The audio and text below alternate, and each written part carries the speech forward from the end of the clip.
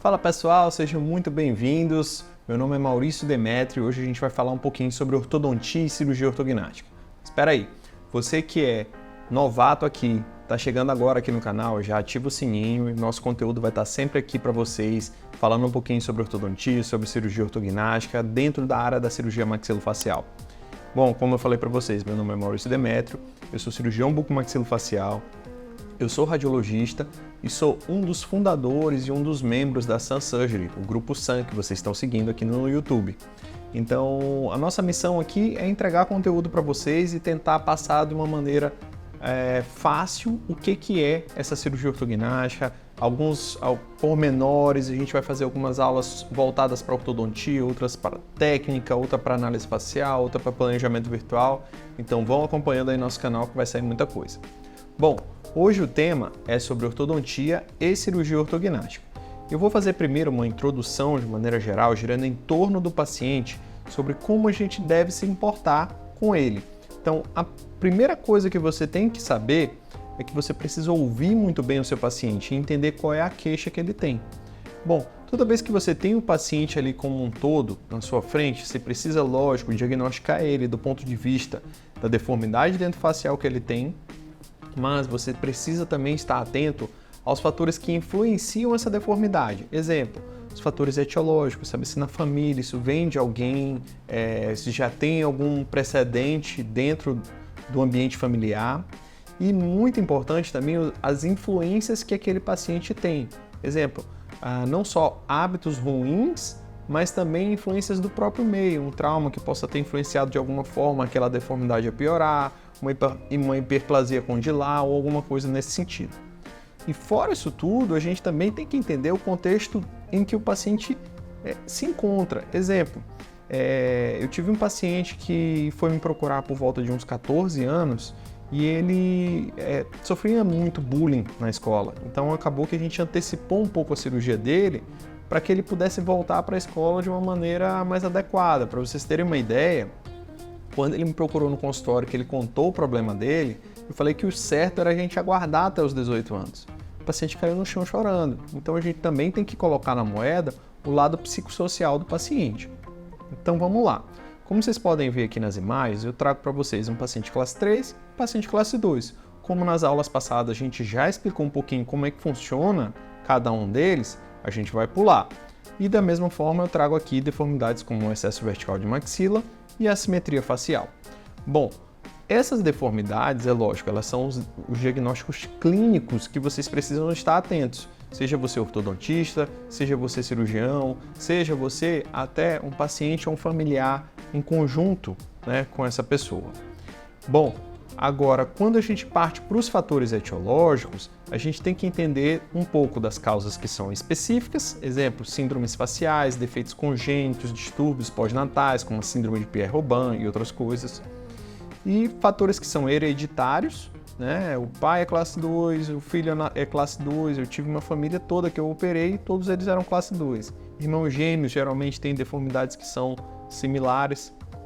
E lógico, as influências do ambiente, que isso vai determinar a força com que aquela deformidade vai aparecer. Exemplo, uma magnitude, a duração, uma hiperplasia condilar não diagnosticada, em que o ortodontista foi compensando. Isso é uma coisa que tem que ficar muito atento, a gente vai falar isso mais para frente na aula de assimetria. Então são coisas que influenciam esses fatores etiológicos e podem agravar o problema do paciente ao longo da idade.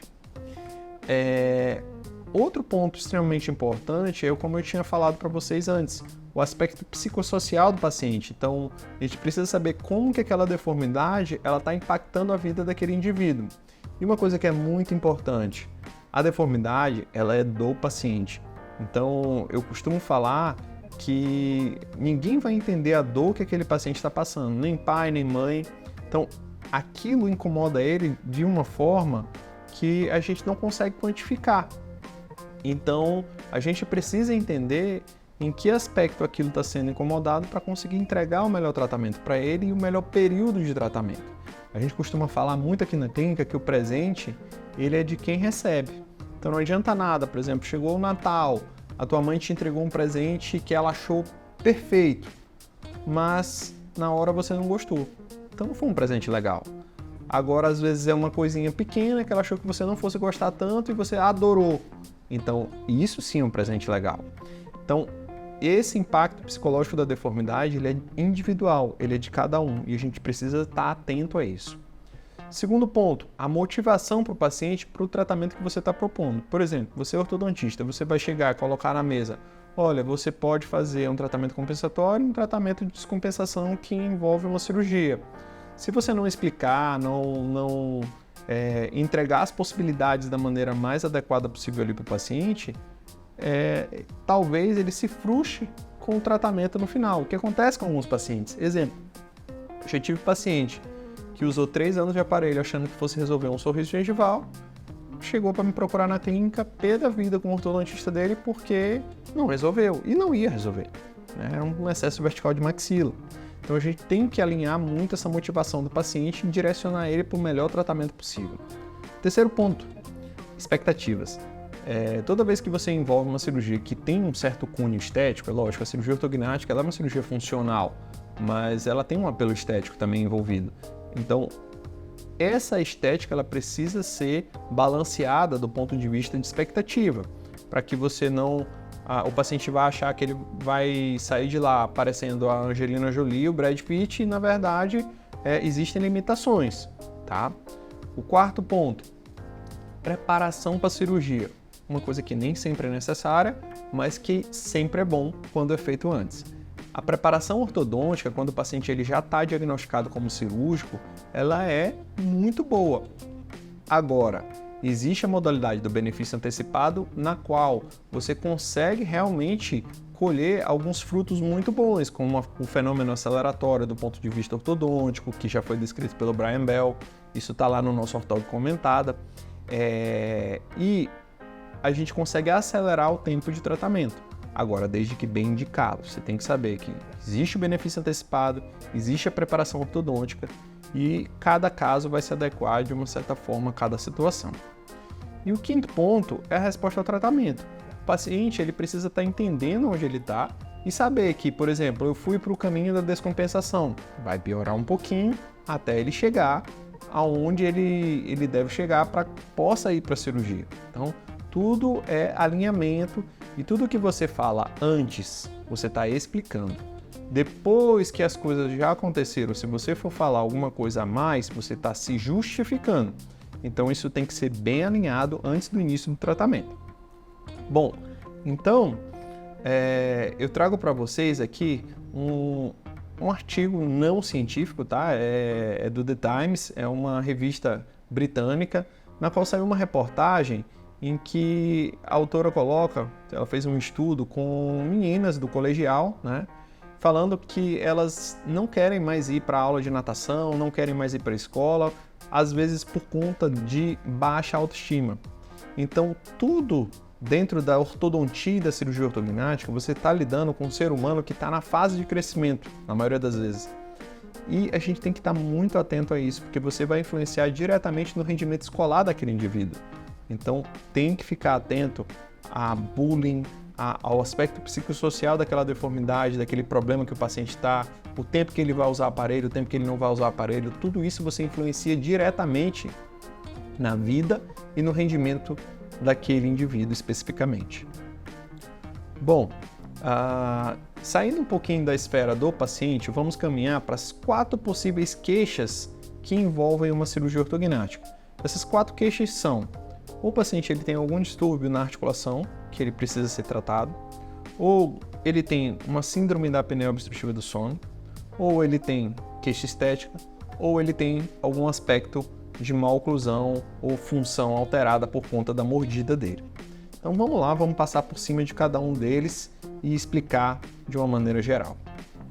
Esse artigo é um artigo clássico, né, do William Arnett, também está no nosso Ortog Comentado. Se você não segue a gente ainda, estamos lá no Spotify, tá? Onde eu faço um comentário sobre alguns artigos que eu acho relevante do ponto de vista da nossa especialidade para tentar explicar. Então, às vezes, um artigo muito longo, a gente resume ali em 7, 10 minutos com o que é essencial dele. E nesse artigo tem uma frase clássica do William Arnett, que a mordida ela indica o problema e a face ela vai te mostrar como você vai tratar aquele problema. Então a gente tem que estar sempre atento ao diagnóstico, à indicação, saber ouvir a queixa do paciente. É muito fácil você diagnosticar em grandes síndromes, em discrepâncias esqueléticas muito grandes, mas naquelas pormenores ou nas borderline, são as que a gente mais tem que ficar atento para que a gente possa ter um tratamento direcionado para aquele paciente. Bom, dentro do aspecto das queixas, vamos passar para a gente falar um pouquinho sobre a DTM, né, que é a disfunção temporomandibular. Ela está relacionada à cirurgia ortognática, sim ou não? Existem autores que indicam que sim, existem autores que indicam que não. A verdade é que eu costumo falar para o paciente que é como se fosse um salto alto. Exemplo, a mulher que passa o dia inteiro andando de salto alto, ela está tocando em um ponto específico do pé. Chega no final do dia, ela está com aquela perna muito mais cansada do que se ela tivesse de rasteiro o tempo todo. A mesma coisa funciona para qualquer articulação. Então, se você tem distribuição de carga na mordida de uma maneira generalizada, você consegue ter uma posição de repouso mais confortável. É lógico que existem fatores externos, bruxismo, apertamento e etc. Mas é muito mais confortável quando você tem uma mordida que você distribui a carga em todos os dentes do que você tem uma mordida aberta que você só toca um molar. Um dente apenas é muito mais complicado de você ter estabilidade. Então, o que a gente tem que avaliar na articulação? Avaliar trauma, avaliar degeneração, se tem algum desarranjo interno, se o paciente ele tem luxação dessa articulação temporomandibular, saber se tem alguma hiperplasia condilar que está associada, se existe alguma má formação naquele côndilo mandibular, neoplasias, se o paciente tem dificuldade de abertura de boca, se tem algum grau de anquilose e desordens musculares. Basicamente, a gente sabe que boa parte dos tratamentos que envolvem a articulação temporomandibular, eles são tratamentos clínicos ou conservadores. Existe o tratamento cirúrgico, através de artroscopia, através de cirurgias abertas? Existe, mas ele é a menor parte de todos os casos, ok? Aqui eu coloco até um vídeo exemplificando uma ATM aberta, do lado direito, com o côndilo excursionando, após uma eminectomia. Bom, saindo um pouco do panorama articular, vamos pular para a síndrome da apneia e hipopneia obstrutiva do sono, que a gente coloca na sigla como SAOS, ok? Isso acontece principalmente nos pacientes classe 2 e às vezes pode acontecer no paciente classe 3, tá? Principalmente quando o problema dele é hipoplasia de maxila e não prognatismo mandibular. O que a gente tem que se atentar para esses casos de apneia? Primeiro, aonde está o local da obstrução e se é uma apneia obstrutiva ou central, certo? Então o paciente ele precisa fazer uma polissonografia, que é um exame em que ele vai para uma clínica, vai dormir totalmente monitorado e a gente vai descobrir se aquela apneia ela tem origem obstrutiva ou ela tem origem central. Se for obstrutiva, a gente tem que encontrar o local da obstrução. E o local pode ser no nariz, pode ser atrás da língua ou pode ser na região cervical. Então, dependendo de onde for esse local de obstrução, a gente vai atuar para eliminar essa obstrução. Então, pode ser que não tenha nada a ver com a cirurgia ortognática, pode ser que seja um desvio de septo, um corneto aumentado, ou pode ser que o paciente tenha um excesso de peso e a circunferência do pescoço está aumentada com o excesso de peso do paciente, restringindo as vias aéreas. Então, a gente tem que entender muito onde está o local de obstrução do paciente. E qual é a sintomatologia da apneia obstrutiva do sono? Vai haver ronco, geralmente cansaço, sonolência diurna. O paciente, na maioria das vezes, ele se encontra em sobrepeso ou uma tendência a ir para o sobrepeso. Irritação, ansiedade, confusão mental, dor de cabeça matinal. Às vezes pode estar associado a problemas sexuais, como impotência. Às vezes associada a hipertensão arterial, taquicardia ou alguma alteração cardiovascular. Então tem que ficar bastante atento a essa sintomatologia, principalmente quando o paciente ele passa dos 40, 50 anos de idade. Sabendo dessa sintomatologia, a gente vai pedir e solicitar uma polissonografia para o paciente e vai investigar qual é o distúrbio do sono que ele tem. Mediante os resultados que a gente tem, a gente vai classificar esse paciente dentro de um índice de apneia e hipoapneia obstrutiva do sono. Ou seja, a gente vai quantificar quantas vezes o paciente ele ficou com baixa saturação de oxigênio na circulação sanguínea durante o sono dele. Por isso o exame. A gente precisa saber do que é mais importante, porque o grande problema da apneia é a baixa saturação. Quando o paciente está com alguma obstrução, o ar não passa, o oxigênio não chega no coração e não é bombeado para todos os órgãos. Então isso é o mais importante da apneia, é a oxigenação. Então a gente precisa saber quantas vezes aquele paciente está ficando sem oxigênio ou com baixa saturação de oxigênio durante o sono. E aí a gente classifica ele como leve, moderado ou grave. Leve quando ele tem 5 a 15 episódios de apneia ou hipoapneia, baixa dessa saturação. Moderado quando é algo em torno de 15 a 30 episódios. E grave quando é acima de 30. Para vocês terem ideia, já tive paciente com quase 200 episódios de apneia e hipopneia. Então isso leva a uma baixa qualidade do sono e uma baixa saturação de oxigênio durante a noite. O paciente acorda cansado, como se ele não tivesse dormido. Então toda aquela sintomatologia ela fica presente nesse paciente. Geralmente ele é o paciente que está associado ao classe 2, ao paciente que tem um queixinho para trás, porque anatomicamente esse queixinho estando mais para trás, o nosso hioide vai mais para trás e essa região, linha queixo-pescoço, ela fica diminuída. Beleza. Agora, quais são as formas de tratamento para o teu paciente que chegou aí na clínica? O que eu, por exemplo, ortodontista, vou fazer com esse paciente? Primeiro passo, diagnosticar. Nós temos que estar atentos a todas as queixas do paciente para que a gente possa entregar o melhor tratamento possível. Um deles, funciona muito bem, mas nem todo mundo adere a esse tipo de tratamento, é o CPAP, que é um dispositivo de uso contínuo que o paciente usa como se fosse um aparelho de nebulização para forçar a barra do ar para ele entrar dentro dos pulmões durante a noite. O CPAP, que é um dispositivo contínuo de pressão positiva do ar, ele é utilizado em alguns casos, principalmente quando o paciente tem alguma comorbidade, mas se o problema do paciente é obstrutivo e existe uma deformidade dento-facial associada, é muito mais indicado a gente partir para a cirurgia ortognática, que o paciente vai resolver o problema de uma maneira definitiva. A gente vai pegar o complexo maxilomandibular e vai aumentar, avançando de maneira bimaxilar, avançando maxila e mandíbula e fazendo uma rotação anti-horária desse plano oclusal. A gente consegue estender essa via aérea e aumentar essa linha queixo-pescoço. Agora a gente tem que tomar cuidado no diagnóstico. Às vezes o paciente não permite isso. Então tudo tem que ser minuciosamente calculado, diagnosticado, para que você possa indicar o melhor plano de tratamento. Aqui, como vocês podem ver nessa tomografia, tem um exemplo do paciente antes e depois da cirurgia ortognática e a diferença que a gente teve de área de superfície nas vias aéreas. Bom, uma terceira queixa possível que o paciente pode apresentar no teu consultório é sobre estética. E aí eu trago apenas como exemplo. A cirurgia ortognática ela não é mais um procedimento que se o paciente ele não tem uma deformidade oclusal, eu não posso indicar a cirurgia ortognática. Não é isso. Às vezes tem paciente que já fez o tratamento ortodôntico, mas tem queixa de sorriso gengival. Do jeito que tá, às vezes a gente nem pede para o paciente montar aparelho, mantém a mesma oclusão, trabalha com mini implantes e a gente impacta sem ter necessidade de ortodontia. Agora é lógico, se esse tratamento desde o começo ele é alinhado, bem montado junto com o ortodontista, é muito melhor. Você vai ter um resultado muito mais adequado. E existem casos em que você, por exemplo, nesse caso que eu estou mostrando para vocês, é um caso de feminização. Você quer afinar um pouquinho mais o rosto do paciente ou deixar o rosto mais suave. Isso é um motivo único e exclusivamente estético.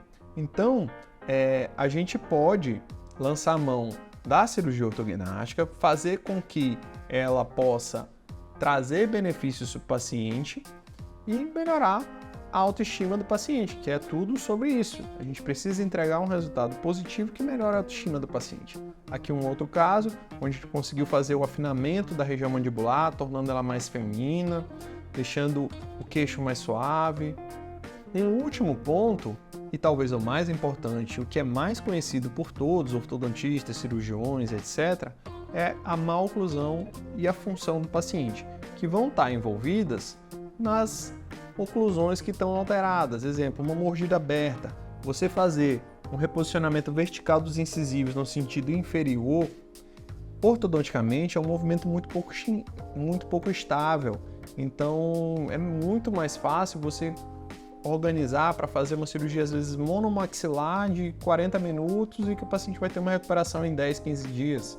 Então tudo gira em torno de estabilidade, a gente precisa entender bem o caso para saber o que determinar como forma de tratamento. Então vamos pegar um exemplo desse paciente aqui. O paciente com uma mordida aberta, fez uma cirurgia monomaxilar, ficou muito bem em questão de alguns dias e o resultado concluído.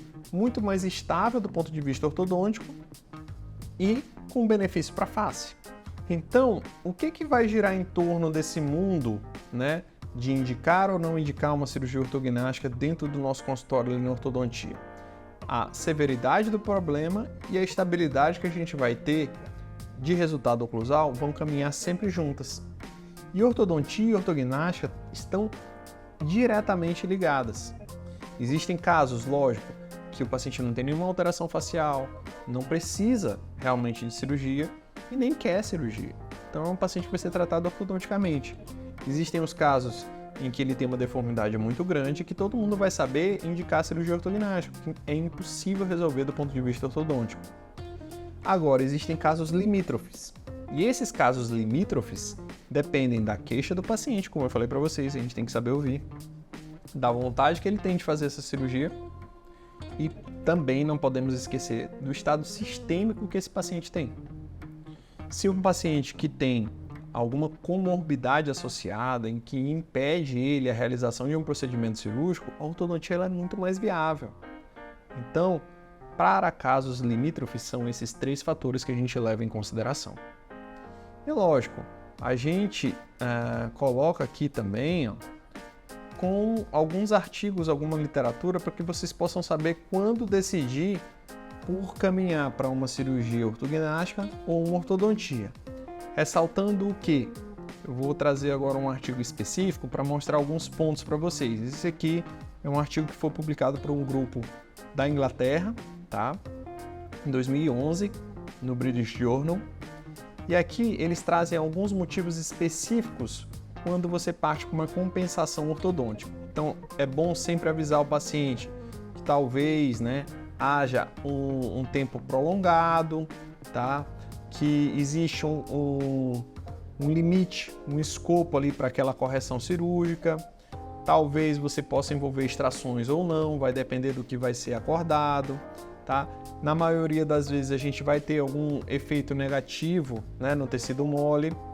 E existem problemas, de uma maneira geral, que você acaba tendo um custo extra para o paciente, como eles colocam no artigo, porque você vai fazer um tempo ortodôntico muito maior, e você tem mais tempo de aparelho, pode acabar aparecendo uma escárie, doença periodontal, reabsorção radicular, e isso acaba aparentando como uma complicação do que poderia ter sido muito mais fácil. Então isso tem que ficar muito claro. Então, se o paciente está optando por fazer um tratamento compensatório de um problema que é cirúrgico, ele precisa estar atento a esses efeitos deletérios, que talvez o tecido mole piore, que existe um limite, que nem sempre vai dar certo, mas a decisão ela é única e exclusivamente do paciente, em casos limítrofes. Bom, então, decidindo por cirurgia ortognática ou não, a gente parte por uma segunda etapa, que é a análise clínica do paciente e a determinação da nossa documentação. O que a gente vai solicitar para o paciente para determinar o nosso plano de tratamento. Então, vamos lá. A primeira coisa, se você está envolvendo um tratamento com a face, e isso na verdade deveria ser para qualquer área da odontologia, você tem que avaliar o paciente como um todo. Não adianta fazer só foto oclusal como nessa paciente aqui, ó. Um paciente com sorriso gengival, excesso vertical de maxila, mas que se você olha única e exclusivamente para a mordida da paciente, você vai ver que é uma paciente que não tem necessidade cirúrgica do ponto de vista oclusal, apenas do ponto de vista estético. Aqui a foto dela é de perfil 3/4 e tá aqui a oclusão. Paciente que, do ponto de vista ortodôntico, muito fácil de manejar. Mas quem determina, como eu botei lá no começo da aula, é a face. A face ela vai te dizer como é que tu vai tratar essa paciente. A gente precisa saber se ela está pronta. Então, hoje a gente entra muito com escaneamento intraoral, tá? faz a manipulação dos modelos com escaneamento intraoral e checa se essa mordidinha está apta para ir para uma cirurgia ortognática. Ou, como era antigamente, fazer o molde superior e inferior dos modelos e ver se há uma oclusão estável. Radiografias ou tomografia para que a gente possa avaliar a face como um todo, via aérea, padrão oclusal e indicar, né, o melhor tratamento para esse paciente. Às vezes, vale a pena a gente pedir alguns exames complementares, né, como a polissonografia, ressonância magnética, a cintilografia óssea, que é o exame que a gente pede para saber se há crescimento de algum dos ossos de maneira específica. E aí a gente vai chegar no nosso diagnóstico. Chegamos no nosso diagnóstico, a gente vai conseguir elaborar o plano de tratamento através do padrão facial que o paciente tem e a oclusão, mais a queixa principal dele. Juntando essas coisas, a gente consegue chegar no melhor plano de tratamento para esse paciente. Bom, gente, essa foi nossa aulinha sobre ortodontia e cirurgia ortognática, parte 1, tá? Na próxima eu vou colocar para vocês um pouquinho sobre a nossa sequência e como a gente opta por conduzir um tratamento ortodôntico dentro do mundo da descompensação. E espero muito que vocês assistam, vocês tenham gostado. Ativem o sininho aqui do nosso YouTube, do nosso canal.